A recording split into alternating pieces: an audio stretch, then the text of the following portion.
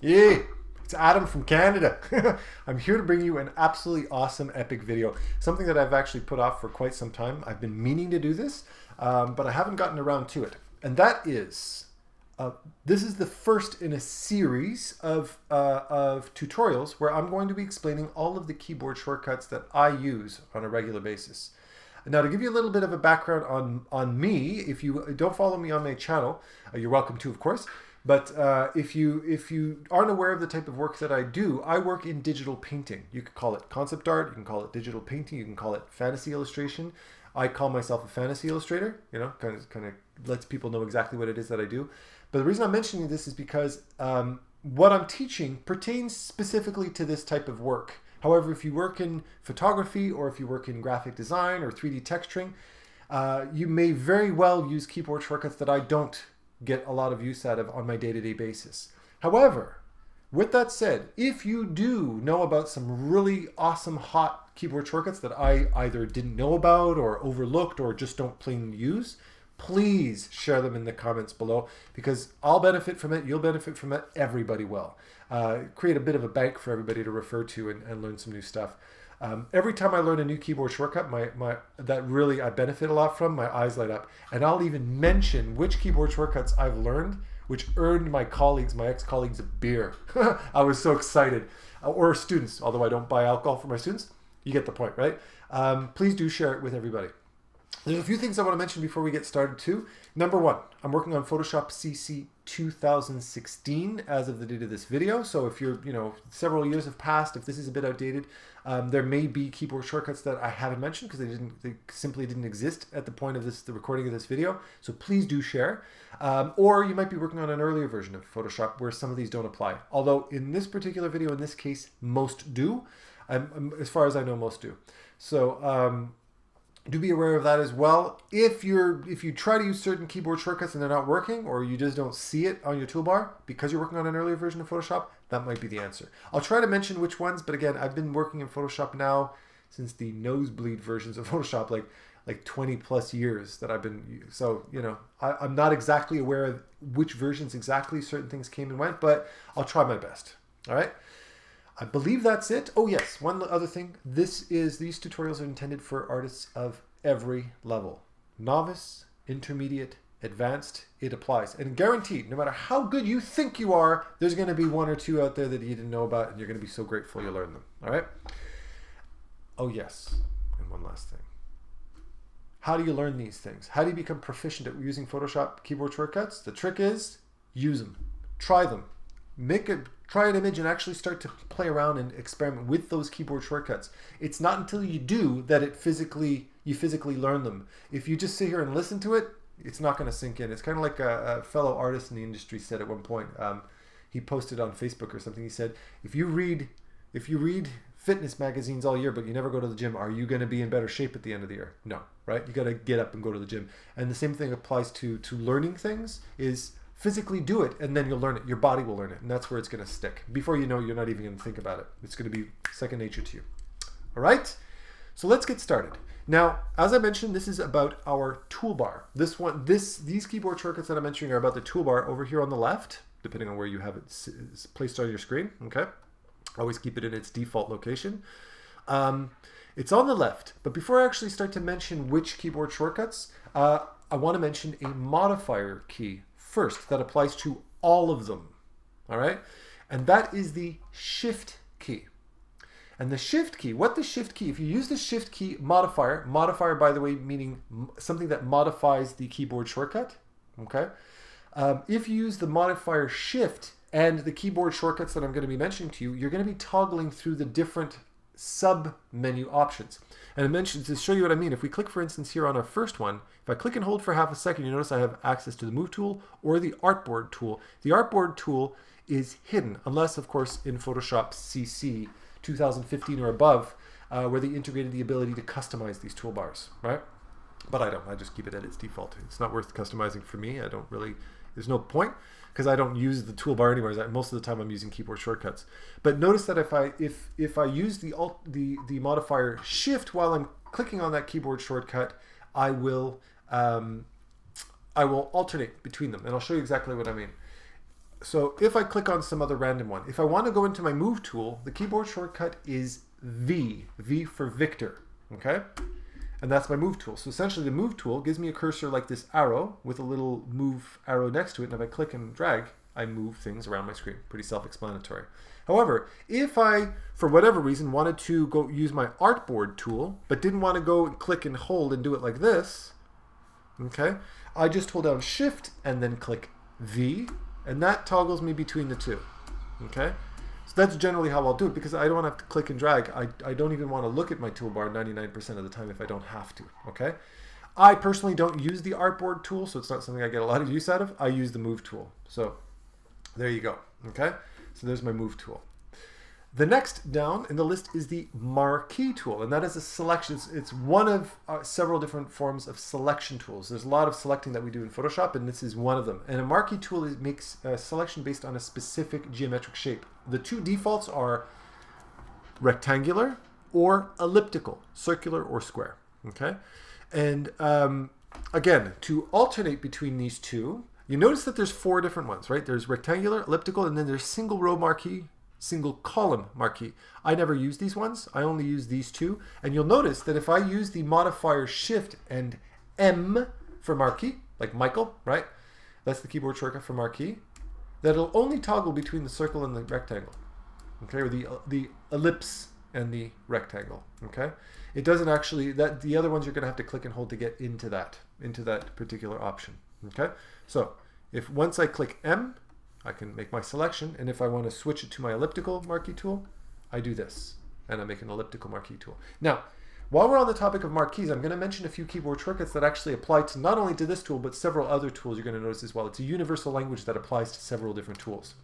And there's a modifier to my selection that I can actually use. So if I keep this hand up in the air and I pledge my allegiance to the flag of Bangladesh, okay, and I click and I drag, it's going to create a freeform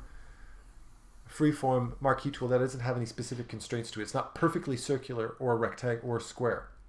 If I want to make something perfectly square, then I hold down, I have several different options. I can hold down Shift, and what Shift will do is it'll create, let's just go on my rectangular Marquee tool. If I hold down the Shift key, it's going to create a selection from that first point that I clicked across in a diagonal, making a perfect square, all right? So if I hold down Shift, it's going to click and create a selection from that corner outwards, respecting the fact that my dimensions are perfectly square. The other alternative I have is to do it from the center outwards, and that is Shift and Alt, or Shift and Command. I think if you're working on a Mac keyboard, I think it's Command. I'm working on a PC. So I'll just use Alt and Shift and you do the translation yourself, just so I'm not being a bit redundant and annoying. So if I hold down Alt and Shift simultaneously, and you can see the keyboard shortcut on my screen, it actually displays it. Then I click and drag, it goes out from the center outwards. And I get use out of both of them, depending on the situation. Sometimes I prefer making a selection like this or like that, depends on the situation, right? And if I want to deselect, it's Control D for Daddy or Donald. Did you know that my mother almost called me Donald? It was one of the names she considered. She goes, Donald, I like that name, Donald. And then she said my full name, Donald Duff. No, we're going to have to skip that one. And you know, I actually turned out to be a cartoonist, which would have been awesome. But I think if my name was Donald Duff, I would have been teased and harassed so much in elementary school and high school that I probably would have not been a cartoonist. So thankfully that didn't happen. Okay, so that's our Marquee tool. Next on the list is our Lasso tool, which is another which is another selection tool. Okay, and the keyboard shortcut is L as in Larry for Lasso. Most of these, in 90% of the cases, it's very phonetic. L for Lasso, M for Marquee, so on and so forth, okay? So the default Lasso tool that we have here is just the Lasso tool, which is just a free draw. I can just click and drag. Of course, I can only do this because I'm working on a tablet, a drawing tablet. In this case, I'm working on a Cintiq, right? And I click and drag. If I do Shift and L to toggle, I get my polygon lasso tool. There's also the magnetic lasso tool, but I never use that. I only use the regular and the polygon, and I'll click and drag just so you can see polygon and regular, okay?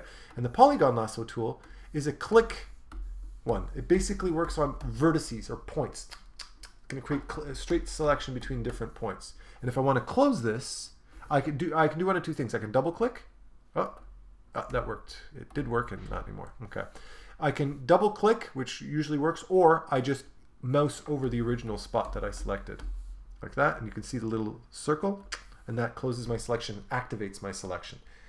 However, I do use both of those selections. However, you don't have to toggle between the two. In fact, all you have to do is stay on your regular lasso tool, and there's a modifier you can use to toggle between the two, which is one of the keyboard shortcuts that a colleague of mine taught me that got them a free beer during one of our after hours beers. Okay? And it's, you have the free draw lasso tool, and if you hold down Alt, like that, now if I let go and click, it switches to the polygon lasso tool. God, even to this day I do it and I go, God, it was such a happy memory. It was one of those brilliant aha moments in my life that changed everything. Because God, I was sick and tired of flipping back and forth between lasso tools. Now, if I want to toggle back to my regular free draw lasso tool, I don't have to take my finger off of Alt. I can if I want to, but all I have to do is just click and drag. And then as soon as I let go and click, it switches back. And if I want to activate this selection, I want to stop selecting eventually, unless I want to keep doing this for the rest of my life like an obsessive compulsive, okay? Then you just have to let go of Alt. As soon as I do, it activates my selection. Of course, if I want to deselect, Control D for Donald, Duff, all right?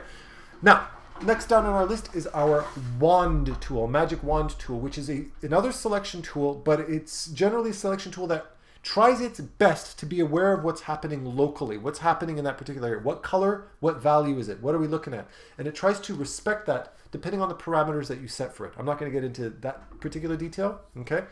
But that's what the wand tool generally does. Now, this is a tool that I used to use a ton when I did a lot of cartooning and solid color filling of my drawings. But now that I work strictly as a fine artist, digital painter type of thing, I don't use it at all. I get zero use out of it. But I'll show you how it works regardless, because you might get some use out of it. If you click W for wand, right, or wannabe, or wacky, or wobble you, then you get the magic wand tool. And in this particular case, it's going to select, it depends on what's on that particular layer. When I click on this, it's recognizing what that shape is. Confided, it is on a single layer. Let's try something a little bit more. I'm going to flatten everything onto a single layer. So now we've got everything on one layer, okay? And if I click in this gray area, notice how it's doing its best to select this gray area. Let's just do it with the orange. See what it gives us. See? It's trying its best to select with the orange. And it's a good time to mention something else about selection tools. I'm going to mention this as well. There's modifiers you can use to add to a selection or to remove a selection. So let's actually backtrack just a touch. Let's say I'm in my lasso tool, L, and I make a selection. I might want to add to that selection after.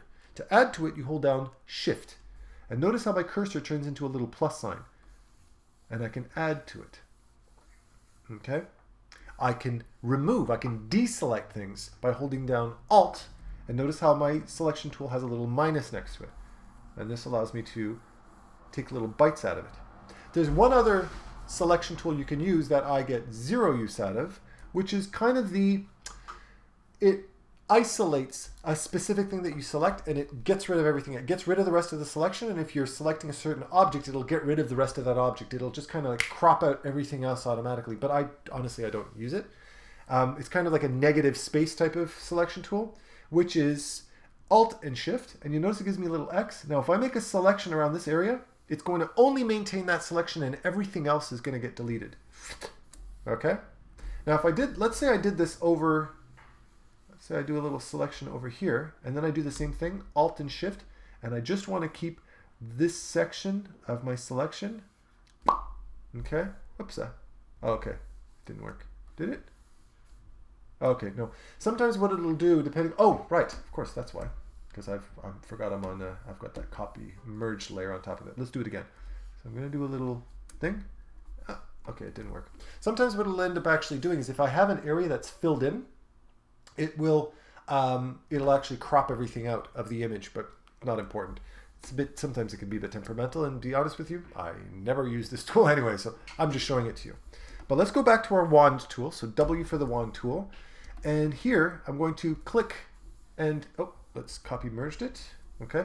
because it's got to be on the same layer. I'm going to select that S. Now I want to add to that. I want to select all the letters and extract them because some idiot flattened the layers and now I've got to freaking extract everything and I've got to put everything back on separate layers. Oh God, doesn't it drive you nuts when people do that? Okay, well, I hold down Shift and again, it adds to the selection. So I can click on all the letters. Oops. Like that. Okay. Now I can just do copy paste and now I've isolated my text. Now, it's not going to be perfect.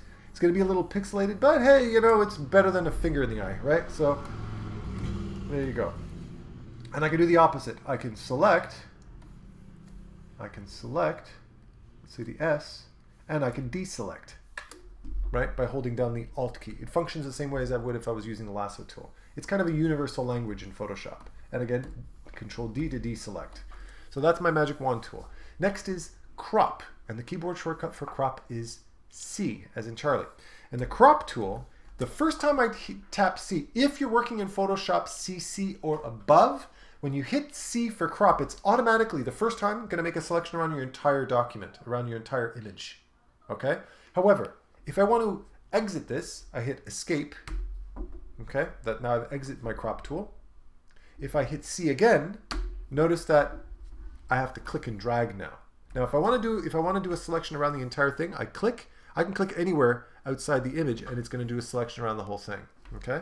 So I just like that and it automatically does it. Or if I want to, I can click and drag. Okay? Now with the crop tool, crop, what it does is it either cuts out, it crops out, it cuts out certain parts of the image. So let's say I want to crop this image down to just hug that text nicely. So I'm going to click and drag, click and drag, click and drag like that. I'm going to crop out the thing. I want to crop really tight. I just want to keep this part of the text. Boom. Hit enter, and there he is. I've just cropped out the rest. I've cut it out. But I'm going to undo that because that's not what I wanted to do. Maybe I actually want to scale my image up. Now, when I'm working as a digital painter, if I'm doing contract work, I work within certain specific dimensions. But if I'm doing my own painting, sometimes I'll alter my canvas size to cater to whatever I want to do to my image. Maybe I want to add legs to my character or something, so I crop it down. So you can crop in or out. I can crop in, but I can also crop outwards and add to my image. Do take into account, however, when I'm cropping, that it's always going to fill whatever extra negative space we've got going on with what my background color is. This is my foreground and my background color. So it's always going to do that. So if I don't want that to happen, I want to make sure that I set my background color to a color that's not going to offend. Okay? So black, or if I want it to be the same color as this, okay? If I want it to be the same color as my background, I want my background color, let's see here, I'm going to select here, like that. I'm going to show you all this stuff in a sec, don't worry. Okay, how I make selections, color tool and all that kind of stuff selection. Now, because my background color is the same as my current background, now when I crop, it's going to automatically maintain my background color. So you can do that as an first step, although my background's usually on a separate layer anyway, so I can just fill it. It's not a big deal. But I don't want that, so I'm going to hit Escape. If I hit Enter, I would have increased the size of my image. Okay? So that's my crop tool. And if we look in the menu, we have other perspective, slice, and all this kind of tool. I don't use any of those things myself, but you can experiment with those if you want to see how they work for you. The next is our Eyedropper tool. As a digital painter, I use this. My Eyedropper tool button gets worn out first before everything else. I use it 1 billion times a day. And essentially the Eyedropper tool is, I'm just going to draw a few things here. Oops, I realized I'm drawing with the background color. So I'm just going to draw in a few different colors here.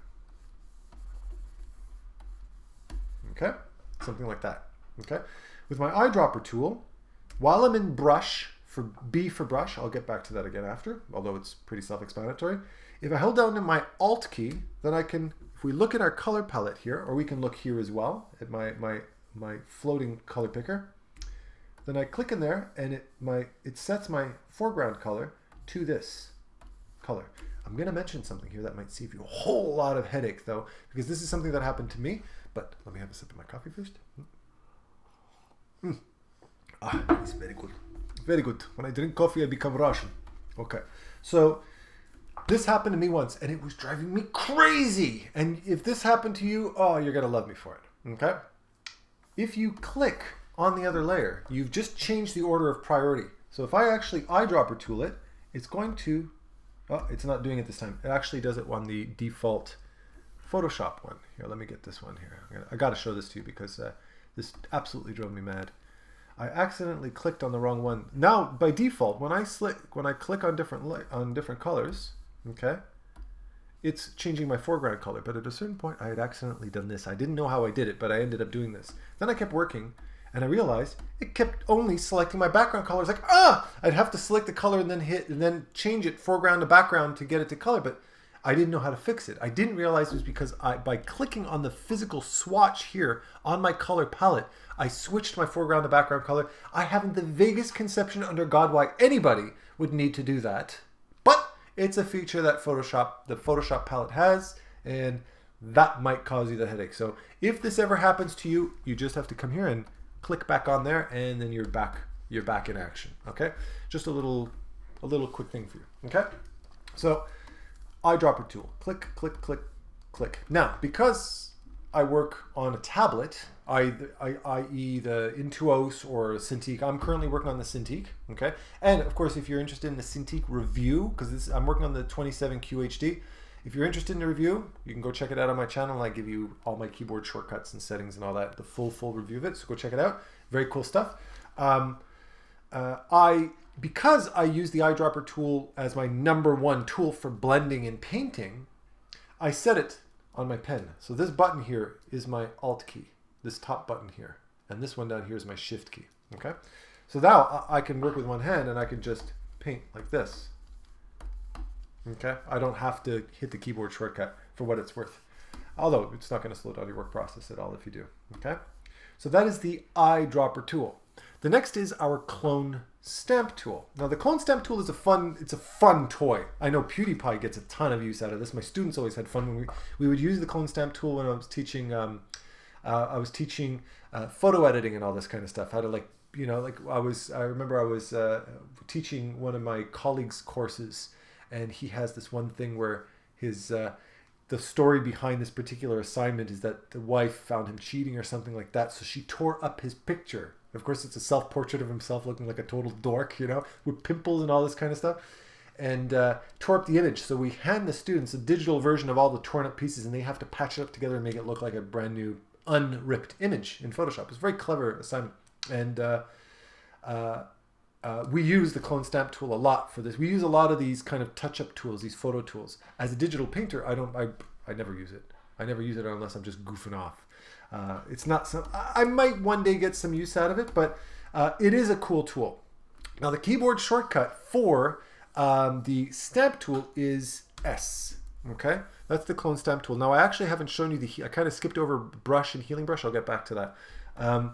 But S is the clone stamp tool. Now be aware that the clone stamp tool is dependent on what's on that layer. So if I, for instance, say I draw something on another layer. See, I've noticed the woman is on one layer. This full painting is on one layer, but I've painted this and it's on its own unique layer. If I go onto my stamp tool, sorry, S for stamp, and I want to clone it, I use Alt to copy a certain spot, okay? So you'll notice that with my cursor, it looks like a brush tool right now, but if I hold down Alt, it becomes a crosshair. And if I click on here, on this green, it's going to duplicate from that exact spot. And that little crosshair, you see the wiggling crosshair between the two green patches? That's telling you what portion of the painting is currently being copied, okay? But it's only going to copy what's on that layer.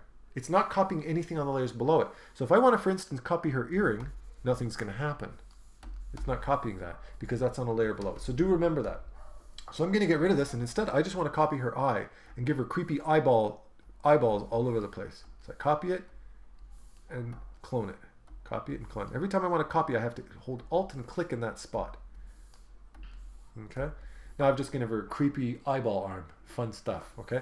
Oh yes, and she's very self-conscious about hygiene, so I'm going to make sure that she's got a nose right by her armpit to keep tabs on everything, okay? And that's how the clone stamp tool works. I can basically use to clone and copy anything, and it's a lot of fun, so have fun with it, especially if you're working on the photograph of somebody you don't particularly like. I don't know, like Donald Trump, something like that, you know? Anyways, yeah. at the time of this video, there's still a chance, so hopefully hell doesn't break loose in the next year. All right, but I digress. That's the clone stamp tool, but let's backtrack because I realized I skipped over one. There's the healing brush here. Now there's patch tool, content aware, move tool. All of these are awesome, okay? And of course I can toggle between them depending on which keyboard shortcut that I hit. So if I go on my healing brush tool, which is J for Jessica, J for joking, okay? The healing brush is more of a photographer tool. I don't use it at all for my stuff, and I rarely ever touch up photographs. The healing brush is a very smart tool. Photoshop analyzes what's happening in the local area on that particular image, and it looks for things that stand out, things that little discrepancies, stuff that doesn't quite match what's going on, and it rubs it out, essentially. It erases it, but does so in a way that basically fills it with whatever's happening in that local area. And again, Photoshop, when people want to, Photoshop out blemishes or, or like if somebody's doing a photograph and there's dust and scratches and they want to clean it up, the healing brush is amazing for that kind of stuff. But it like I said, it's more of a photographer's tool. Here. Okay. Again, it is dependent on what's on that particular layer. It won't work on a separate layer. But let's say, for instance, with my healing brush tool, she's got cracks. She's got a little bit of, problem skin, for lack of a better term. I'm trying to be gentle about it. She is sensitive.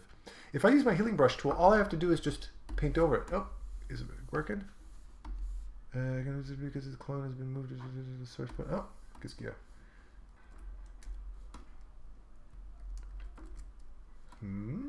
What did I do? I did something and I don't know what's... Oh, okay. Clone. Oh, my bad. Okay, so healing brush. Okay. Alt-click to define a source point of the current layer. Okay. Okay, there we go. It just Photoshop was asking me to determine which area I want to kind of copy. So I can come here and I can just start touching it up like that. And I'm physically covering up spot healing brush. I think that's the one I was looking for. Spot healing brush, basically, that's the one I was talking about. It's the one that respects what's going on in the local area, and I can just come in here and just clean it out. Very good way to remove zits if you want to take zits off of your image or blemishes or any of that kind of stuff. This is a go-to tool for photographers who do a lot of fashion photography and all that kind of stuff. Okay, that's the spot healing brush. Okay, and the keyboard shortcut for all of these are is the J key. The next after that is the brush tool. B for brush, pretty self-explanatory. We brush with our brush. After that is the clone stamp tool, which I already showed you. Next is the history brush tool, which is why I don't use it. So I'm not even going to explain it. E for eraser. Okay, so I got E for eraser. That erases. Pretty straightforward. Of course, if you're working on a tablet, you can use the back end of a Wacom at least. No, not all of them, but the Wacom has an eraser on the back unless you set it to something else. I never use it unless I'm sometimes using my Express remote for my Cintiq, but apart from that, I don't. After that, moving along, we've got our fill and our gradient tool. Okay, gradient is to do a smooth gradient from one value to another. So in this particular case, if I hit G for gradient, okay, and I click and I drag, it creates a nice gradient. Now this is color to transparency. But I can, if I'm in my gradient tool, if I hit G, I can also click on this and set it from one solid color to another. And you'll notice it's green and orange. Those are my foreground and background colors. It always chooses that by default unless I pick another color. So here I can click here underneath. If I want to get rid of it, I can just click and drag. But here I'm going to click. And this one I'll switch to blue. Now I've got a gradient of 3 different colors. And now when I click and drag, it does a gradient of all 3. And up here at the top, you'll notice got a circular gradient. It's because it's set to circular. So if I click on a linear, now it's going to give me a nice linear gradient, like that. Okay, that's basically our gradient tool, as such. Okay. Also, in this same section, I've also got my paint bucket and my 3D material drop tool. I don't use the 3D material drop tool. Again, I'm a digital painter, so it's not something I use. But I do use the paint bucket function. I just don't actually do it. I never click and do it like that. That's not how I fill. I always use the keyboard shortcut, which is, if I want to fill with my foreground color, it is Alt and Backspace. Okay. If I want to fill it with my background color, which is the orange in this case, I do Control and backspace. And that's how I fill. So G for gradient. Oops. G, G. Oh, right. Shift G, because I'm still in my paint bucket tool. See, I'll just keep it on G for gradient. Gradient tool, or fill with my foreground, or fill with my background. Foreground, background. Capiche? All right. Next is the smudge tool. And the smudge tool is the only keyboard shortcut that doesn't actually have, by default, the keyboard shortcut. However, you can set it in your keyboard shortcut menu, okay? And to access that, you can go into Edit, Keyboard Shortcuts, like that, or the keyboard shortcut for keyboard shortcuts is Control-Alt-Shift-K, all right? And in here, I'm not gonna go through the whole thing. This is a lesson in and of itself, but essentially, you can go through this and look through in all of these different things and think about if there's anything in particular that you use often that you need a keyboard shortcut for. Okay. Also, you need to have a keyboard shortcut for something if you want to set it to an express remote or a pen. And if it doesn't by default, you'll notice that here, for instance, I want my flip canvas horizontal. I like flipping my canvas a lot when I'm painting. It's a very common technique used for artists. Okay. I set that to one of my function keys at the top that I don't get any use out of. So function 1. So what I do is I just click on it. I hit F1. It's going to ask me to validate, and then I click OK. And I do flip canvas vertical as F2. So now, when I'm looking at my image, if I want to flip this, I just hit my F1 key, and it flips my image horizontally or vertically. Okay?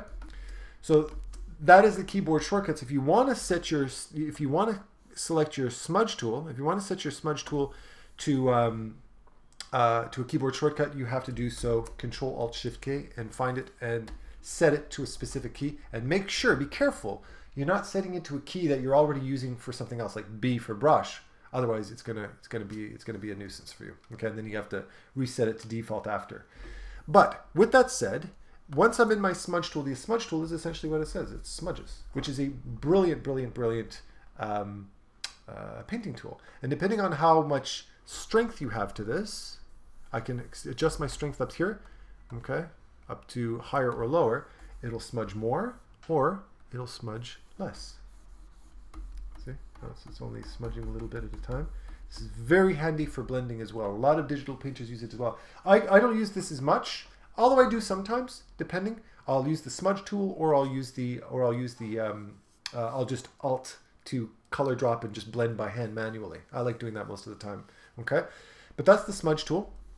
And again, very handy tool. Let me just backtrack here. I'm going to undo. Okay, so that's our smudge tool over here. After that is our color dodge and our color burn tool and our sponge tool, which is O. I never use it, but very often digital painters might use it to do like glares on armor and that kind of thing. But it's something you got to use very sparingly because it's very easy to go too far with dodge or burn. I generally like to do things by hand, though. I'm really an old school kind of guy when it comes to painting. The next is our pen tool.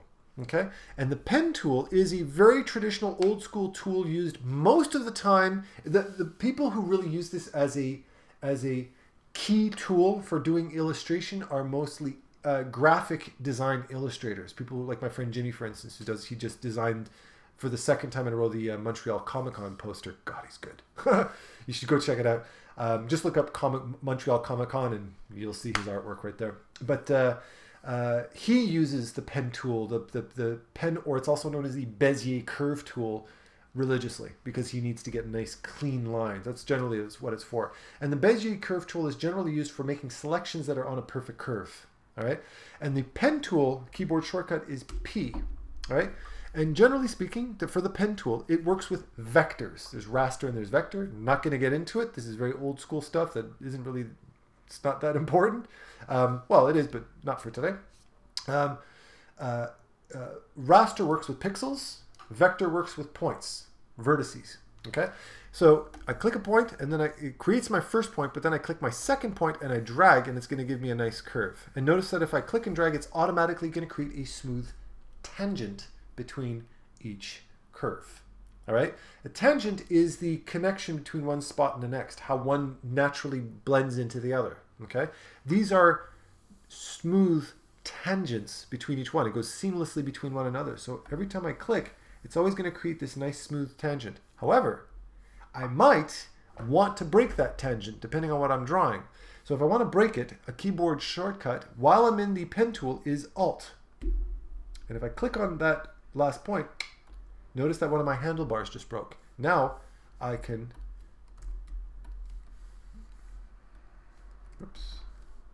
I can break my tangent and create different shapes. I'm not confining myself to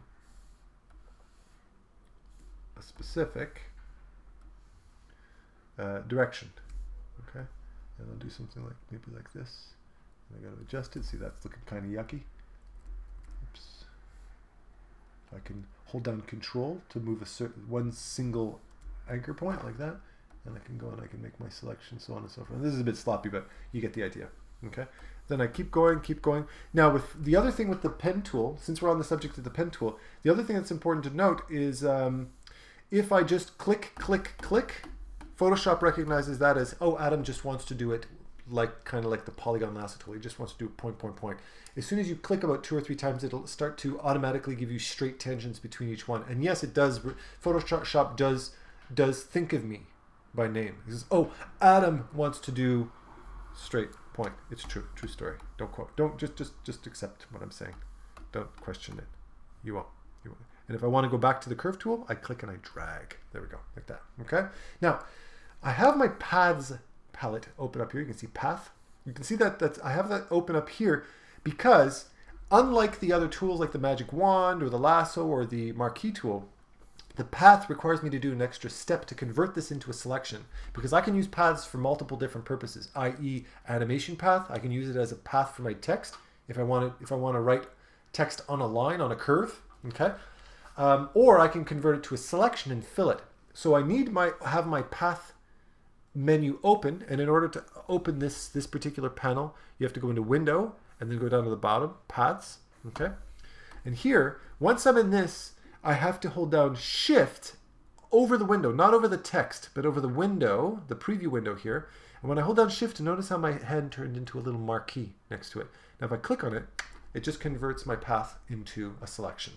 Okay, so just take note of that. Now I can do whatever I want. Now I can fill it with a color as I see fit. All right. Oh, since that's kind of our last example of a selection tool, I'll mention one other very, very handy keyboard shortcut that I use all the time. I love this, is to inverse your selection.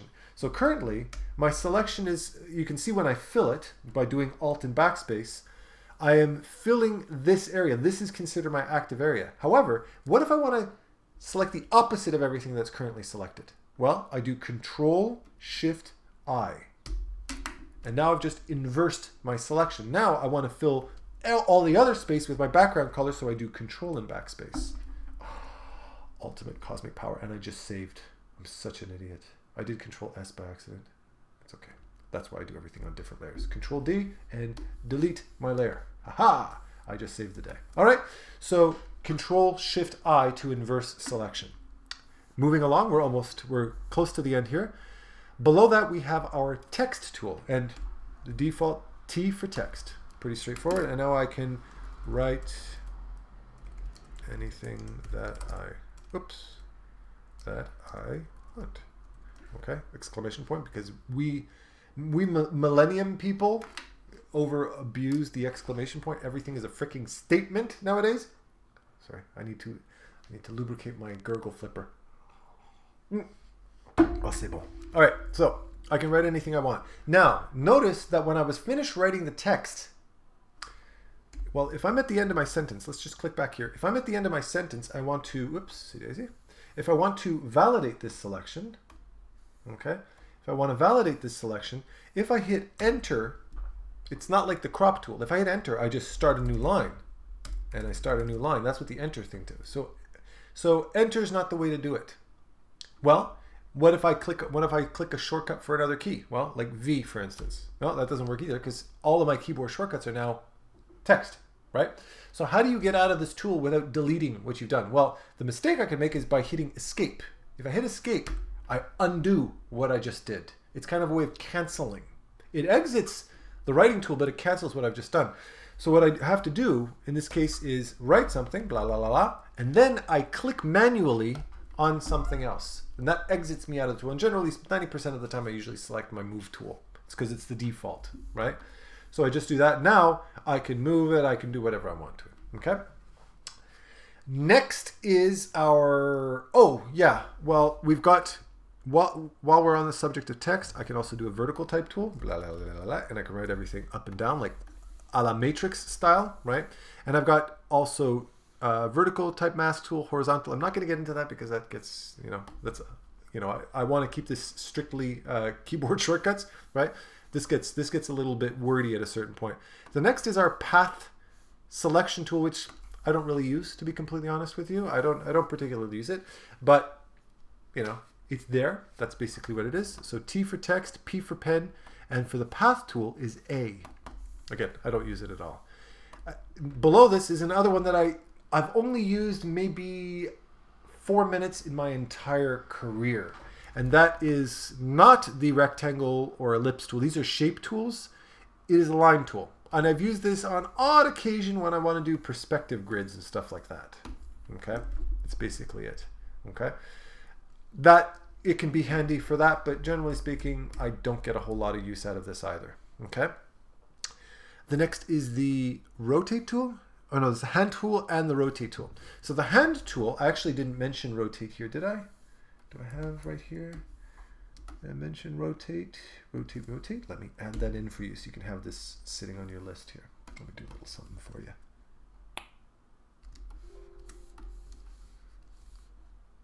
There we go.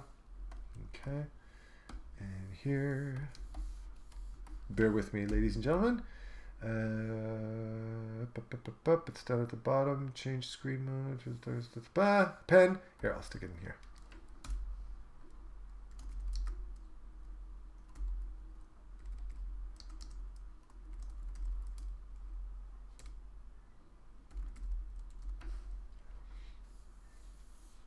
And the rotate R. Okay. So if I want the hand tool is for navigating around my screen, and that only works if you're zoomed in a little bit. If I'm zoomed out, the hand tool is not going to do anything because I can see the whole image. The whole point of it is that when you zoom in, now I can move around by holding down the spacebar. I hold spacebar and I click and I drag. Okay, and if I want to rotate my image. This is something, by the way, very important to take into account. The rotate tool only works in versions CS6 and above, if not CC and above. I think it's CS6. The rotate is a funny story, actually. The rotate tool only came into function. It only got implemented into Photoshop when they made a deal with Radeon graphic cards to implement OpenGL into their engine for Photoshop. And prior to that, they did not have a rotation feature. And the OpenGL offered smooth scrolling, smooth zooming, and rotation tool, where Corel Painter had that feature for years. And I was at the Adobe conference in Montreal when they announced for the first time that Photoshop has rotate, and everybody should have heard the claps. It was like, it was slow claps. It's about time. We've only been asking for this for the last 50 years. Exaggeration, bit of an exaggeration, but it was kind of funny. Like everybody, the reaction was like, finally, but it was still a little bit tricky at the point. It wasn't, not everybody's graphic card could keep up with rotate. It often caused crashes, so people had to disable OpenGL, right? And it still functions on OpenGL to this day. So if I want to rotate, I hit the R key, and now I can click from that center point and drag around. Okay. If I want to go back to my default view, I hit Escape. Now, if I go in my rotate tool and I hold down the Shift key, notice it's going to do it at 15-degree increments. So now if I want to rotate it to a perfect 90 degrees, I can just hold down Shift and rotate it. Okay? This is a bit of a default, it's a bit of a universal language for Photoshop as well. Watch how this applies to different things. Okay? For instance, if I have my Marquee tool and I'm going to fill it with my foreground color, which in this case is white, and I'm going to explain all this in the following video, but I do a transform and I want to rotate this. Well, if I just click and drag it, it'll rotate it freely. But if I hold Shift, it'll do it in 15-degree increments, which is perfect, right? It helps me get perfectly flip something horizontally or vertically, or flip it diagonally, or whatever the case might be. Or as Harry Potter would say, like a moron, diagonally, right? And that's how he ends up in Diagon Alley. Now I hit escape, of course, and I'm just going to hit the trash can to delete that. Okay, so we have a rotate tool, then we have our zoom tool. Now in Photoshop, the zoom tool, I can click on this and I can zoom in. This is the old school Photoshop way of doing it. Again, this is something that applied prior to OpenGL, prior to that in Photoshop. And early, I think it was CS4, CS5 or something like that. I'm not sure. The only way that you could zoom in was to hold down Control and Spacebar. That is the keyboard shortcut, by the way, and click, and it would do a pop, pop. There was no smooth zoom in or zoom out. If you want to zoom out, it's Control Alt and Spacebar. And notice my cursor. I'm going to mention this again in another video, by the way. Control Alt and Spacebar and zoom out. However, with OpenGL, all you have to do is Control and Spacebar, and you just click and drag. So it doesn't matter whether you press Control Alt and Spacebar or Control and Spacebar. You can just same thing. You're going to zoom in and out. It works like that. And if I want to zoom into, let's say I wanted to zoom around the sea, in older versions of Photoshop, I would have to make a selection around it. Okay? But notice in this case, that's because OpenGL is activated. It just did a smooth scroll in. So if now that I'm in my zoom tool, I click and I drag, and it zooms into that C because that's where I clicked first. So if I want to click into the G, I click and I drag into the G, like that. Okay? Or I hold Alt and Spacebar like that. I never ever click on the menu for the zoom tool. I always just hold Alt and Spacebar and I zoom in and out like that. Again, if you don't have OpenGL activated on your thing, and I'll show you actually where that, since we're on the subject, if I go into Preferences and General, and we're going to Performance, I believe. Is it here? Oh, they might have moved it somewhere else. In the original version, I believe it was under here. 3D, maybe. Okay, somewhere else. I haven't checked it out in a long time. If I deactivated OpenGL for performance purposes, maybe if you have an older computer with a shittier graphic card, or you have low RAM, or you just have an older system that can't handle it, and it causes a lot of crashes or lag, disable your OpenGL and it should perform a lot better, because that demands a lot from your graphic card. Now, of course, if you're working on a Radeon graphic card, because they have, they're the ones that sponsor it and they're the ones that support it, you're technically, or you used to be technically, get better performance with a Radeon graphic card with Adobe, but that's not the case anymore. You can work on a GeForce or a Radeon, and it doesn't make a difference. Okay, I'm working on a GeForce card myself right now. Okay, I'm just talking way back in the day. Now, the last menu bar thing, this is exclusive to Photoshop CC 2015 or 2016 exclusively, is this. Okay, which gives you access to edit your toolbar, where you can edit your toolbar. And you remember, for instance, I was talking about using the shift modifier to flip between different tools, sub-tools within a set, right? Different subsets within a set. In this particular case, if I click and drag this as separate tools and don't actually collapse them and group them together, I can treat them all as separate tools. The only thing is there isn't an exclusive keyboard shortcut for each one. I'd have to click on them manually on my toolbar. That's why I don't particularly use that feature, because I'm a keyboard shortcut fanatic. Now we've got only two more things to look at. The first is our color picker. Now, if I want to select a color, I click on that color. In this particular case, it's the white foreground color, and I can switch that color to blue. Let's say something like that. Here's to select my hue, and here's to select my actual saturation and value, right? So let's say I want something like that. And if I want to change my background color, I click on my background color, and I can switch it to green, let's say, and then hit OK. Now I might want to flip back and forth between these colors for whatever reason, okay? So the keyboard shortcut for toggling between foreground, background color, or at least bringing the background color to the foreground, is the X as an X-ray key. And that flips me back and forth between the two, okay? So that's a very handy thing. I don't get a lot of use out of that personally. It doesn't really serve me any purpose. I don't need to do that, but that's there if you need it. The last thing is the actual screen mode that we're in. Now, this is windowed mode, as in my current document is in a floating window that I can drag around like this. But that's generally not how I work. The only time I work like this is if I'm working with image references next to me and I need them close up, right? So I'll move this over here and I'll have my image reference sitting next to it. But most of the time I'm going to work in full screen mode. So to change your modes, you can think full screen, F for full screen, right? So if I hit F for full screen, now I can move and zoom in quite close. Now I personally like this because if I want to work in the corner of this image, oops, daisy. Oh, that's bizarre. There's a little bit of lag on that thing here. If I want to zoom into that corner, well, if I want to work on the side, I'm really restricting myself here. However, if I work in full screen mode, I can really come in here to the edge and work right here on the edge and paint like this, which is very often what I end up doing, right? I can paint right off that edge like this. So that's definitely very important for me to be able to work in full screen mode. And notice as well that when I'm in my move tool, now I can move my image right off screen if I want to. I can work right here in the corner and zoom in and just paint up here if I want to. That's why I generally work in full screen mode, so I can do something like that. So that's full screen mode. However, while I'm in full screen mode, I can have full screen mode with or without the menu bars. Technically, although you can actually do this in any case. If I hit F a second time, it's going to do this. And this is just pure full screen mode.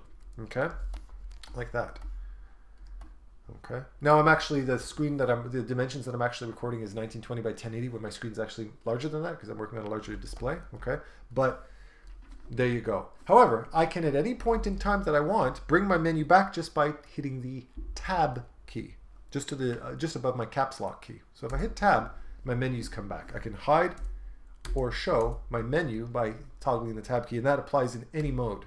So if I'm in this mode, okay, again, I'm in windowed mode, I can show or hide my menus like this. So if you ever notice that your menu disappears, you might have accidentally hit tab. That might have been the case. So again, full screen mode, okay, and I can hit full screen mode again. I can put tab to make it show or not. Now there's another feature that you can do, which I don't do personally because this would technically be very counterproductive for anybody working digitally or working artistically that have to calibrate colors. And that is, you can change the background. So if I right click, okay, in this particular case, I've got right click is set to my bottom mouse button. This is Alt and this is right click, or I can just right click with my mouse. If I right click on the outside of my image area, I can select the color. So I can select dark gray, I can select medium gray, which is more of the default original Photoshop color, like earlier versions of Photoshop, light gray, or custom. So I can come in here and I can custom, and I can select my custom color and I can set it to whatever color I want. However, like I said, you know, I see absolutely no purpose in doing this. I would set it to my default black, period. Because I don't want, if you know anything about simultaneous contrast with colors, if I'm working on a blue background image, all of my images are going to get oversaturated with blue because my eyes desensitized to that color. So it's kind of stupid. But it's a feature that exists, so good on us, right? So I know that was a pretty intense crash course in keyboard shortcuts, and this is just the first of several. Again, if I kept this open on the screen, if at any point you need to do a screenshot, here, I'll full screen it for you. Let's move this. Let's hide my menu, hitting tab.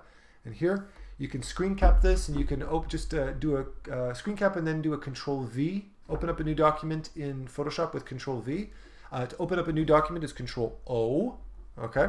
Or Control O for open, or Control N for new. And here's a little quick tip. If you do a screen capture, here, you want me to show you a quick trick? Why not? A little quick free tip from Adam Duff, all right? Let's say I want to do a screen capture of what's on my screen, and this applies to doing YouTube videos or whatever the case might be. If I do a screen capture before I open a new Photoshop document, Photoshop recognizes the fact that I just did a screen cap, and it'll screen capture everything. Now I've got dual monitors, right? I've got my two monitors here, so it's going to screen capture both screens. So if I just do screen capture here, like this, so print screen, okay? Now I'm going to do Control N as in Nancy, or Control N for new. It's going to automatically give me the default dimensions for my two screens combined, and I hit OK. Now, when I do Control V, it has my two images. And notice my second screen is smaller, right? So here's my main screen. This is my Cintiq display, and this is a regular size display here for my LED screen, right? And then I just have to crop it. So C for crop. I can zoom in like this, like that, and then I hit Enter. And now I can save this, and I have myself a quick reference guide if I ever need to look at my keyboard shortcuts. And I do this all the time. When I'm doing image references, I can do this with YouTube videos when I'm researching stuff for my artwork, okay? And of course, I'm not going to keep that because I don't need it, because I have the PSD, because I is the person who did it myself. So thank you very much for watching, as usual. Again, if you're new to my channel, you can go and check out, I've got tons of full-length painting demos. I've got tons of art talks talking about different things in the industry to help you motivate you or educate you on different things in the industry. And then some. I've got a very busy channel with hundreds of different videos out there, so feel free to go check it out. Remember as well that I've got an online mentorship, LucidPixel, a private online digital painting and concept art mentorship. It's a first come first serve thing, so you can go and check out it out online. I have all the information in the description below, and of course, don't forget to like and subscribe. So stay tuned for our follow-up video.